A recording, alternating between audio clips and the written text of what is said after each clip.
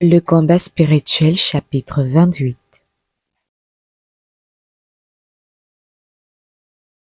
Des artifices qu'emploie le démon pour achever de perdre ce qu'il a fait tomber dans le péché. Lorsque le démon a pu porter une âme au péché, il n'y a point d'artifice dont il n'use pour l'aveugler de plus en plus et pour détourner de sa pensée tout ce qui serait capable de lui faire voir l'état malheureux où elle est. Encore ne se contente-t-il pas d'étouffer les bonnes pensées que Dieu lui envoie et de lui en suggérer de mauvaises?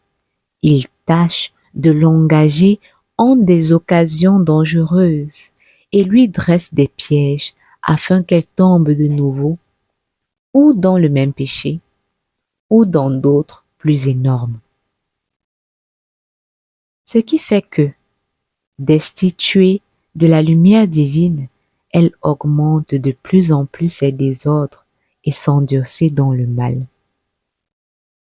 Ainsi, elle roule continuellement et se précipite de ténèbres en ténèbres, d'abîme en abîme, s'éloignant toujours davantage de la voie de son salut et multipliant ses chutes, à moins que Dieu ne la soutienne par un secours extraordinaire.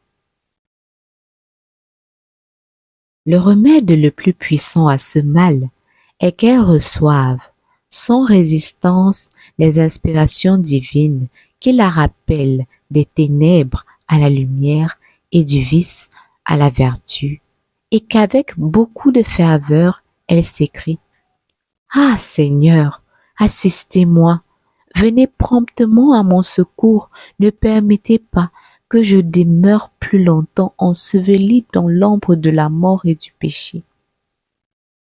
Elle répétera plusieurs fois ces mêmes paroles ou d'autres semblables, et s'il est possible, elle ira incontinent à son père spirituel pour savoir de lui ce qu'elle doit faire et pour lui demander des armes contre l'ennemi qui la presse.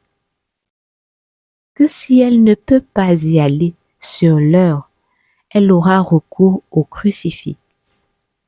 En se prosternant à ses pieds, le visage contre terre, elle invoquera aussi quelquefois la Reine du ciel et implorera sa miséricorde, car elle doit être persuadée que de cette diligence dépend la victoire, comme nous verrons dans le chapitre suivant.